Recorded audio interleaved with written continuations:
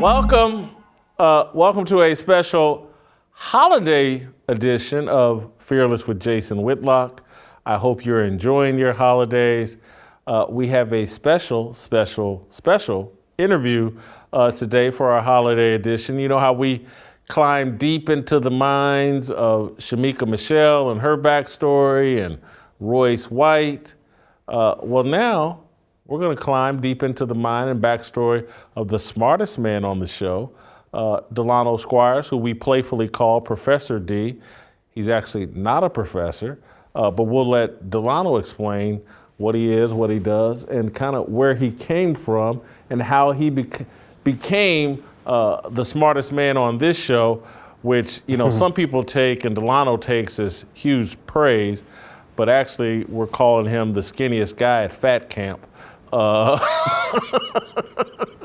Being smarter than me and Uncle Jimmy, I don't know if that's something to brag about, but anyway, he is certainly the smartest man on this show, says very profound things on this show. And so I want to get to know Delano a little bit better, and so do you. I know a lot of Delano's backstory, but I want to share it with you all. So Delano, welcome to this special edition, holiday edition of Fearless with Jason Whitlock, and let's talk about Delano Squires, and let's start at the very beginning.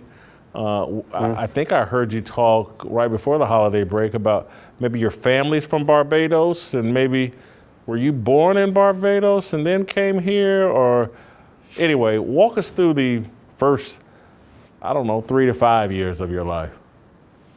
Sure. So yes, I was born in Barbados. Actually, my mom came to the United States first. I think she was about 16. She came in the late 70s. We had some relatives living here, an aunt who lived here. And her and my dad had dated in Barbados, and they ended up getting married fairly young. I think my mom might have been about 21. My dad been about 24. And I was born basically 9 months after they got married. And my mom happened to be, in Barbados at that time. So I was born there at Queen Elizabeth Hospital.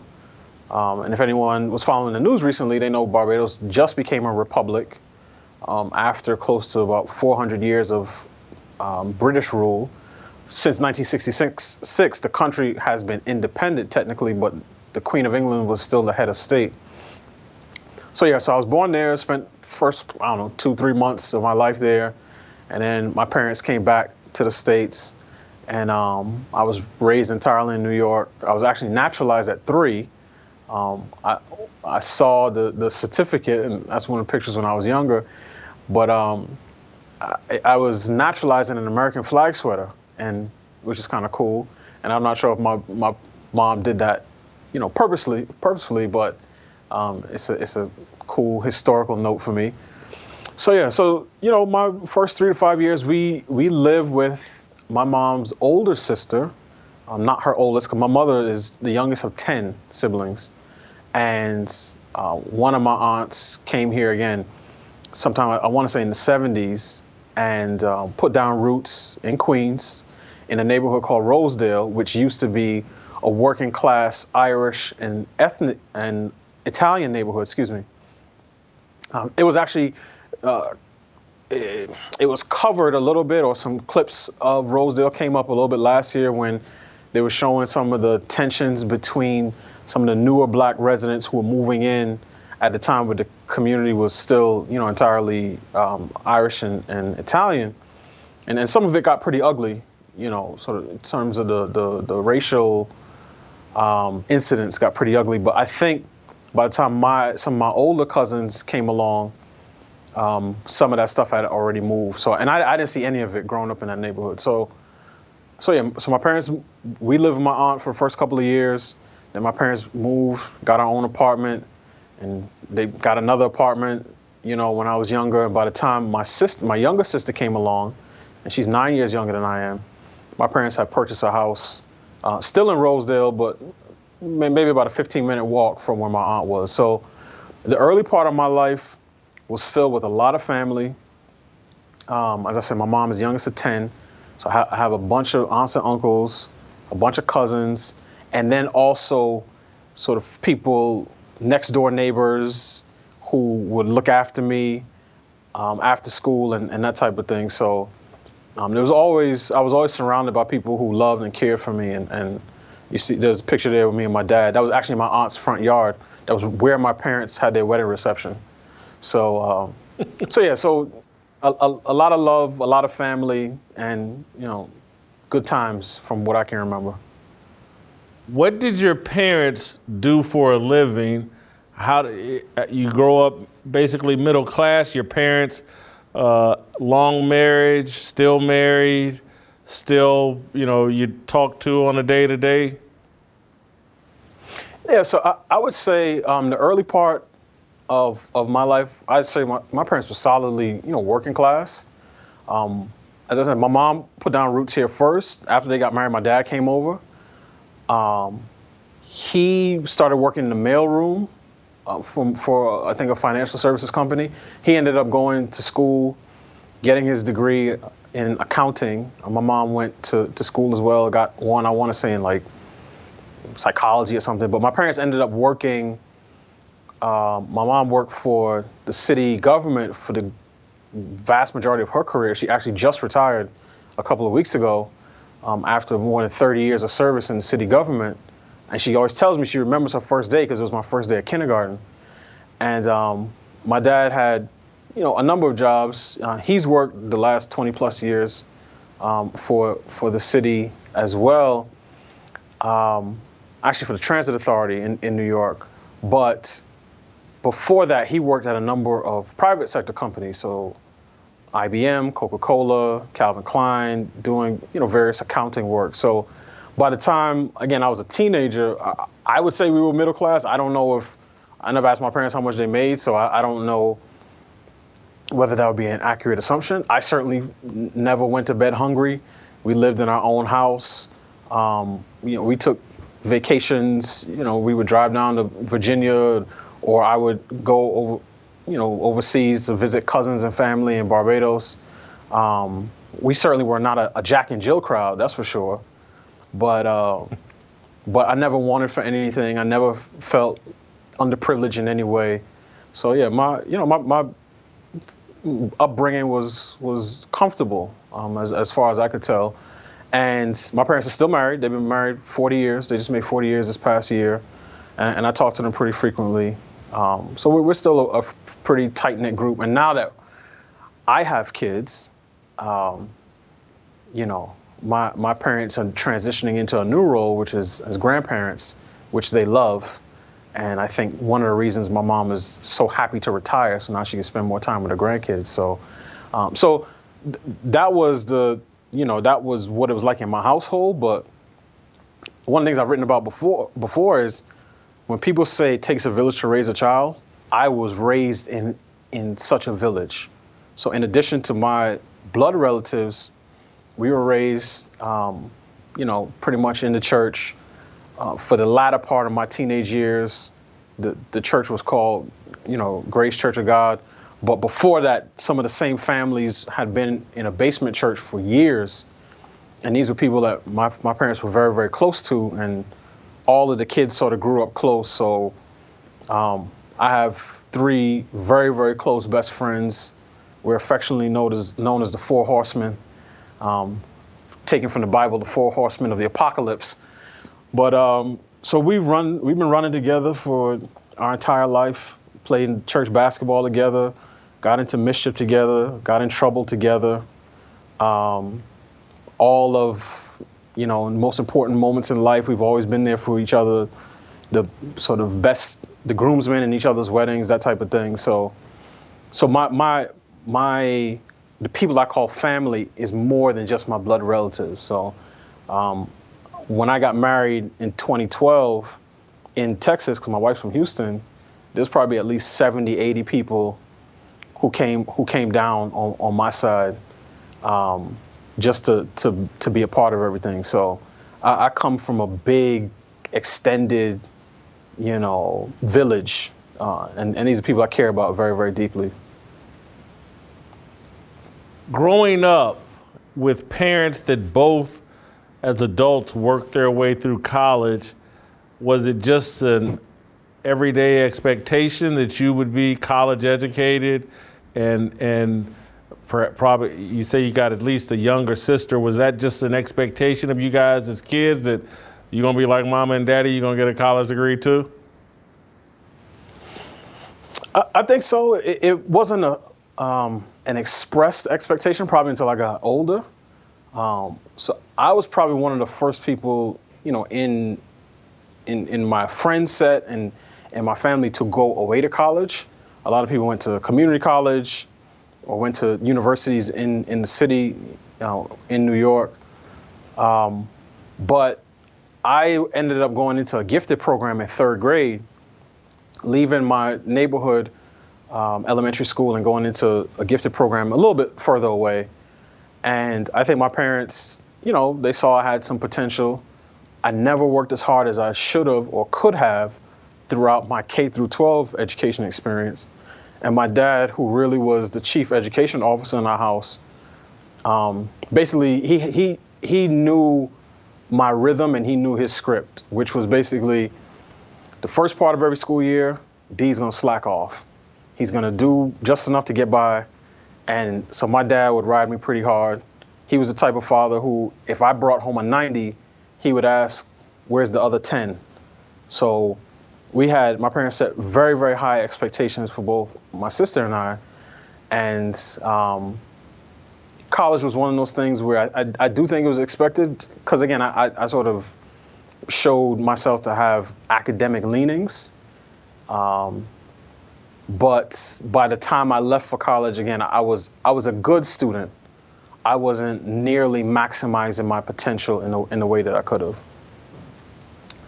You mentioned going into that gifted program, and so this is not a question I expected to ask, and so, but anyway, you can handle anything. I've, as an adult, I've come to see the gifted programs as like recruiting grounds for the left. That black kids that go to the scholarships to the Catholic schools or get pushed into the gifted programs, and then all of a sudden, hey, let's funnel them to this school or this Ivy League school or whatever, that they get and so literally I've come up with some crazy conclusion that I was blessed that I was an average student and somewhat of a lazy high school student, that I was never athletics, people saw me as gifted, and so in football and basketball and the wrestling team, track and field, I was always recruited. Academics, people are like, well, Whitlock is smart, but he's just gonna do enough. And so I kind of got left alone, and so being in a gifted program and coming from parents that are college educated, did any of, and you said you weren't in the Jack and Jill program, that's another like recruiting area, I think, for the left. But did you ever feel recruited politically or in any way as a young person, either in college or maybe even in high school? Did that ever happen to you? Yeah, not at all, actually. So I think part of it, Jason, is that, the way education works now, at least from my vantage point looking backwards, it's changed, tremendously since I was a kid. So when I was in the gifted program, I was in a school that some elites would call segregated. It's an all-black school in Queens. And, the gifted program was all black kids, and our teacher was black and everybody, the principal was black. And so I never, even thinking back to that time, and I'm still friends with some of the kids that I went to school with at that PS 176. But I never got any inclination that we were being indoctrinated. We were being taught reading, writing, and arithmetic and history. Like many kids of my generation, we played Oregon Trail on the computers. The computers were very rudimentary at that point. It wasn't a MacBook or iPhone. It was just, keyboard, and you bang away at it, and you may have had a mouse if you were lucky. But I never felt like, anyone was pushing their partisan political ideology on us at all. So I went to 2 elementary schools, right? I went to 2 middle schools because when I finished at my elementary school from 3rd to 5th grade, the junior high that I was zoned for was not a school that my parents wanted me to go to, so they put me in Catholic school for 2 years. And even though I did well academically, it just wasn't a good environment for me socially. I got a bunch of detentions, some of them for, things like haircuts, which would all, in some respects, be sort of foreshadowing for my future years. But it wasn't a good environment for me socially, so they pulled me out of the Catholic school.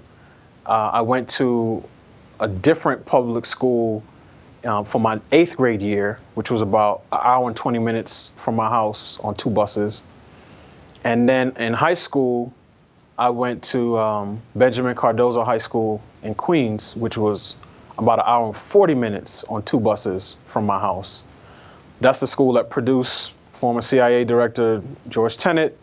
For basketball fans, Rafer Alston, Skip to Malou, a couple other pros, Royale Ivy, a couple other, basketball players, Reginald Veldeni, Carl, I can't remember his name, but Carl Winslow from Family Matters went to that high school. So, but even throughout high school, I never felt like someone was trying to push their ideology on me. I actually did my senior thesis on the COINTELPRO program that the FBI ran against, various civil rights organizations back in the 60s. So I had freedom to explore. Again, I just wasn't applying myself in the way that I should, but I never felt like someone was trying to make me think the things that they thought.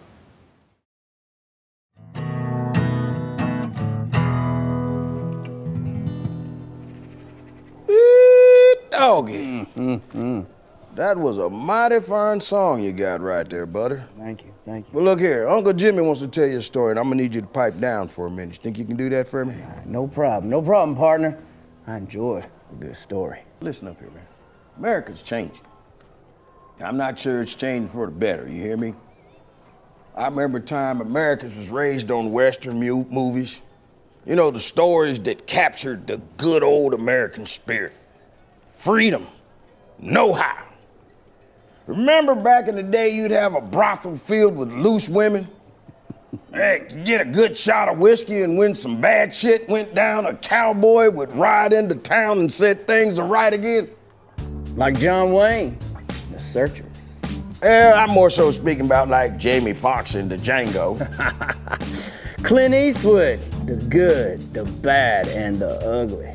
Well, that's all right, but I'm more of a Samuel L. Jackson in The Hateful Eight. Yeah.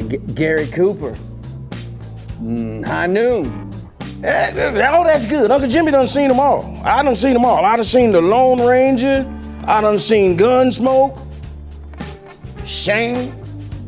What happened to all our heroes? The good guys. They had the odds stacked up against them. No help. Had to do them all by himself.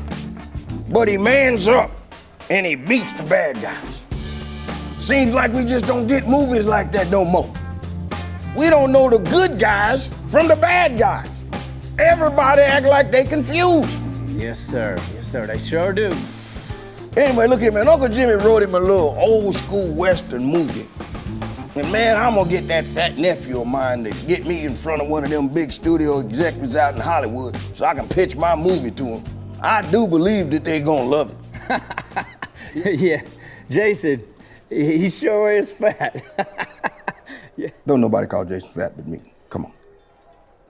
Listen anyway, that's my nephew, okay? The movie is my adaptation of Pale Rider. You ever see Pale Rider? Yeah, it's a classic. Whew.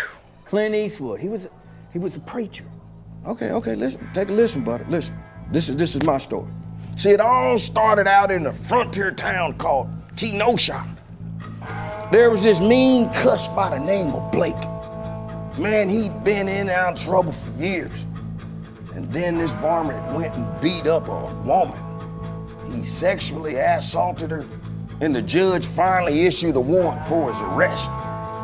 Well, when the sheriff and his deputies came a-calling to get him, there was this whole dust-up.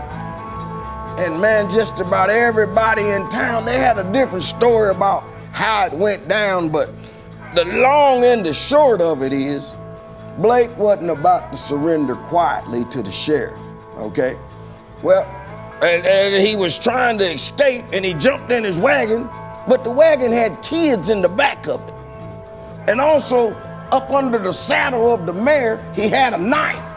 Well, when Blake went for that knife, all he heard, pop, pop, pop. Sheriff and the deputies put old Blake down. Now that sumbitch Blake didn't die, mind you. Now he darn sure was crippled for life. But let me tell you something, Blake ran with some powerful outlaws. They went by the name of the BLM Game. They got that name BLM because they burned, looted, and murdered all across the West. And the BLM Gang, well, they thought that the sheriff and his deputies were wrong, and they thought that they shouldn't have shot Blake, so they did what gangs did back in the Old West. They started terrorizing the whole town to get revenge on the sheriff by burning, looting, and destroying property.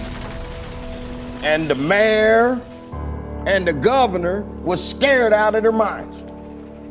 They went through the sheriff, the deputies, and in the time, little old Kenosha's greatest need, well, the law skipped town with their tails between their legs. So the BLM reign of terror got worse. Old people got beat up. One livery, they burned down and wiped out over 100 horses and wagons. Now this right here is where our hero enters the story. He's a young wannabe gunslinger named Kyle. They called him the Pale Rider. Now, man, he might not have even been 18 years old yet, but he'd had already developed a reputation as being a bit of a good do-gooder. Maybe even a bit of a goody two-shoes, as some might even say, but he was trying to learn medicine and he was trying to help people, and he even did rescues down at the town's local swimming hole. He was a sweet kid, but buddy, he was green as hell around the ears, you might say. Now some say that Kyle had no business even riding up against that BLM gang. There was another livery asking for help just down the street from the other one. As a matter of fact, that had just been torched. Well, when the sun fell, another night of BLM burning and looting, it commenced. Well, the Pale Rider grabbed his gun and stood out in front of that livery like a natural-born man. This one BLM member, name was Rosenbaum, nasty varmint, child molester. He came at Pale Rider first, tried to take Kyle's gun from him. Next thing you know, all you hear, bap, bap, bap. Young Kyle stood his ground. Rosenbaum went down, hit him right betwixt the eyes. Well now, old Kyle was in for it then. The whole BLM gang was charging at him, chasing him down the street. He's surrounded. He's taking blows one after another. One BLM guy even jump kicked Kyle. Pow! Son of a bitch guy named Hubert. Now he was a domestic abuser. Well, he takes a plank from a buckboard and starts wailing on Kyle like he's crazy. Well, then he starts trying to take Kyle's gun. Next thing you know, you hear bap. Pale Rider strikes again. Goodbye, Hubert. Then we had one final BLM thug. His name was Gage. He's a hard-drinking gunslinger. He too had been in and out of jail, and he comes at Kyle, pointing his six-shooter right at our hero. Well, he looks like our hero Pale Rider's finished. And somehow or another, old Kyle gets the drop on Gage. Next thing you know, bang! Down goes Gage! Down goes Gage! The final outlaw. The Pale Rider then saddled up his horse, rode out of town, He went and turned himself in to the next marshal in the next town. You know, some people blamed him for crossing state lines, but when he went to trial, the jury set him free. Peace was restored to Kenosha. What you think about that there, Butter? It makes me think of a little song. The pale rider rode into town. Good folks were in peril and buildings burned down. Armed with his honor and the Patriot's creed, he stared down the barrel and defended the streets. Some called him an outlaw, some called him a shame, some called him a hero as they hauled Kyle away. That's beautiful, Butter. Just beautiful.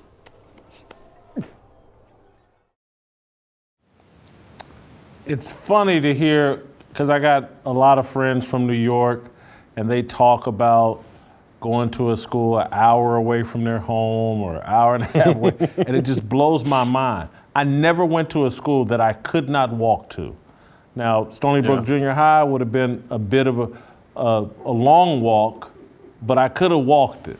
But my elementary schools, both when I went to public school 83 and Lakeside Elementary, man, I'm talking about 5-minute walks. My high school, 6-minute walk. It was just behind Lakeside Elementary School. And so I listened and I'm like, wow, that seems like such a burden on education to have to travel that far just to go to school.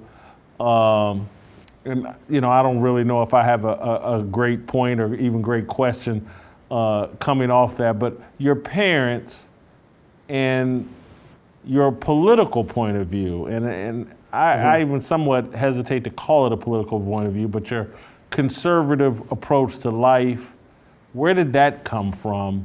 Is that just a reflection of your parents' values, the values you found in the church?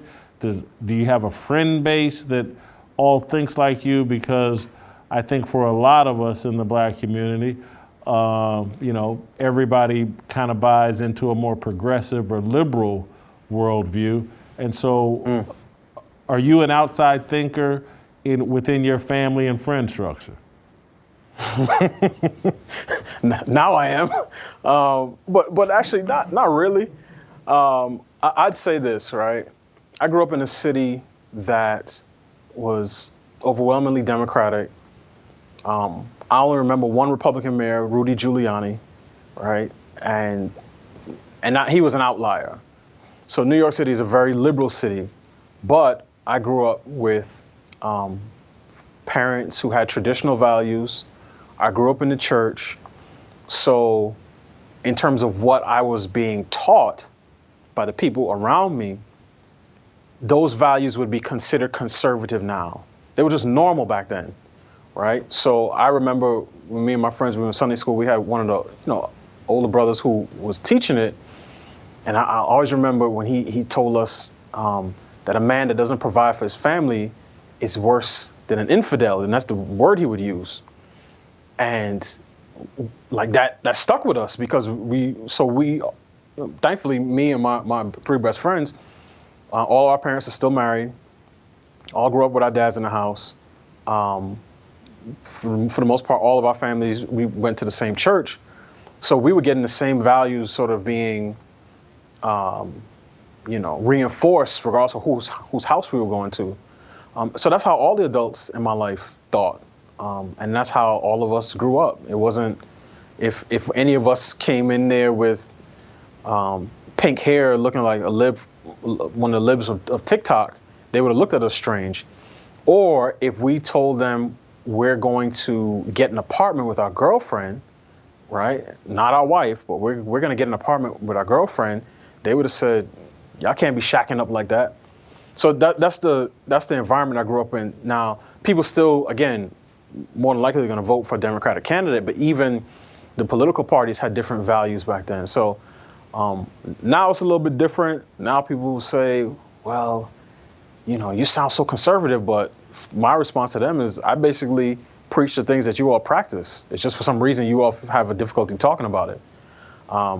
But the people who had the most impact on my life growing up, and again, I'm very thankful that that included a number of adult males, my friends' fathers, and other guys in the church, most of whom were tradesmen, carpenters, electricians, plumbers, so guys who work with their hands, guys who would take us on jobs to work with our hands, or give us a few sledgehammers when we needed work done at the church or needed a building to be demolished, because that's what teenage boys are good at doing. And they would say, look, if you guys tear up this building, you know, break up these tubs and bring out some heaters, we'll feed you some mac and cheese and some rice and peas and some oxtail. And we say, oh, that sounds good. So that's sort of where I learned a work ethic, the sort of seeds of a worldview. We were told very clearly that anyone who does not work does not eat. So that inspired us to work, because when you got hungry, you'd say to yourself, well, I need to do something to earn my keep. So yeah, I'd say even if, you know, my parents and my friends' parents are not, you know, politically conservative per se, more importantly, that's the way that they live their lives. How about, well, we're not going to name them, but how about the friends you grew up with at the Four Horsemen? Are you an outside thinker to them? No, not at all. There's one of them, and I won't name him, right? But he knows who he is. When he sees this, he's going to know who I'm talking about. He's the one in the group that fakes like he's a liberal. But anytime, you know, because we have a group chat, we talk all the time. We talk multiple times a day. We exchange messages multiple times a day. He'll say one thing, right? So I'll give you a quick example. Last year, when, you know, you had the protests, and then you had riots, and then you had looting, you had burning, after George Floyd's death, when videos would pass around and it would show people, you know, burning stuff up and throwing rocks through windows, this one friend would say, yeah, burn it down. And then I would say, well, how'd you feel if they threw a Molotov cocktail through your car? So, oh, I would, not my car. Just stop at the top of the block. Don't come all the way down to my house. So he says stuff like that. But when it comes down to it, for the most part, we are in the same ballpark when it comes to our values, because 3 of us are married. Between the 4 of us, we have 8 children. And, you know, all of us are working and you know, self-supporting. And, you know, we're the type of guys who we now get to enjoy seeing our parents retire and being able to do things for them. So none of my friends are what you would describe as actually liberal, even though one of them fakes like he is. What did you go to college for? What did you plan to be originally? And you know, I know you're kind of just dabbling your toe in being this public intellectual, but what did you go to college to do? What was your vision for your life? So I actually went to college to study computer engineering. So when I was in high school, I did like a pre-law track, which I thought felt right to me. I spent a good part of my teenage years debating older people, pastors, deacons, aunts, uncles, that type of thing, about all different types of issues. And my friends and I, we would talk, even at that point, we would talk about the impact, the cultural impact that hip hop had on our community. And at that time we were teenagers, and we were in the midst of it, but we could already see how it would impact people's sort of thoughts and behaviors. So I went to college for computer engineering. I was a decent engineer, but I've always been a good problem solver. And engineering worked for me because I have a very linear mind. So I think about things in terms of straight lines. That's part of the reason that in the work that I do now, sort of the public intellectual space, I get so aggravated because people who change terms, who use weasel words and euphemisms, people who will deflect from arguments, those are all, I just see that as a bunch of circles being scribbled on a piece of paper. Like I like things that are linear and straightforward. So I studied engineering, but I took classes in psychology and sociology and Africana studies. And I graduated, solid 3.2 GPA. I wanted to be a consultant. I applied to a number of different positions after college. I didn't get any jobs. I ended up going back to New York. Nothing was working there. I went back to Pittsburgh. I went to the University of Pittsburgh. I thought I was going to get a job doing marketing. That ended up being a job to sell Ginsu knives door to door. So I ended up doing something else and ended up working for a local nonprofit, making about $7 an hour. And it was a good opportunity. I had a little apartment, about 400 square feet, a room, including a bedroom with one window. And I did that, while I looked for other positions. But it was a solid 3 years after I graduated that I got my first job in which I was salaried that had benefits. And in between that time, I ended up doing temp work for a temp company in New York. When I left Pittsburgh and came back to New York, I worked for Saks Fifth Avenue. I was basically like a stock boy, but it was cool because I got to wear a suit. But the low point was when, and anyone watching this who has like teenage daughters would notice, I worked for a company that made was a wholesaler for products that you would buy at Claire's. So me, with my computer engineering degree, I was sticking labels on little chapsticks that you sell to little girls for $2.50. And, I did that for a number of months. And that was really my low point. And I was questioning, man, I was like, God, what is going on? I can't get any opportunities. I was trying my best. I was trying my hardest. And finally, something broke for me. I got a job leasing apartments in DC back in around 07. I went to a job fair to get the job. I came back to New York. I was getting my car inspected. They told me you got the job. I left either that day or the next morning. And I came down to DC and I was leasing apartments. And that's when I met someone who was going to be starting with the city. I was starting a job with the city in the technology office. And he said, hey, we're having a job fair and you should come through. And I went through and ended up landing a job with the city government. So that opened a new chapter in my life. And at the same time, I started my job in October of 07. I started grad school at George Washington University doing a master's in public policy in 08, January 08. So it worked out perfectly that I was already in the city that I was going to be starting school at. So I'm hearing engineering, pre-law, jobs at Saks Fifth Avenue and McDonald's or whatever. Where did you learn to write? I've been in this business a long time, and I've been editing people's work for a significant part of the last decade, maybe even a little bit longer. And I'm shocked at how well you write. I know writers that have had long writing careers that I've had to edit their work and they can't write at your level. How did you learn that? Honestly, and I know it sounds cliche, but I have to attribute it to just a God-given ability. I wasn't even the most voracious reader as a kid. I read the Hardy Boys, and that was about it. During college, I didn't read any books that weren't related to school. And actually, the first thing I read when I finished college was Why Black People Tend to Shout by Ralph Wiley.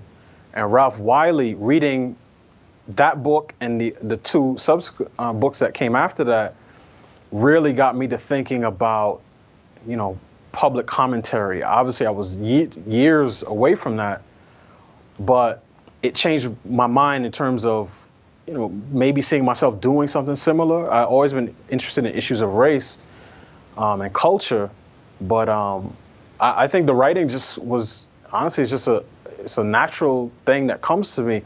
But because for me, it's the writing comes after the first step, which is the thinking. And as I said, I'm a very linear thinker. So when I sit down to articulate a thought, the two pieces have to connect. And this is maybe where the engineering and the math background come in, because the shortest distance between 2 points is a straight line. So when I write something, the lines have to connect. And if they don't, I just go back to the drawing board. But from there, honestly, a lot of it, I just pick up stuff from people. I listen intently to what people say. Whenever someone uses a word I don't know, I will take it down. I actually have a spreadsheet with a bunch of words that I didn't know. I'll look it up and I'll say, okay, I can see myself incorporating that. I look at people's sort of technical writing in terms of how they structure arguments.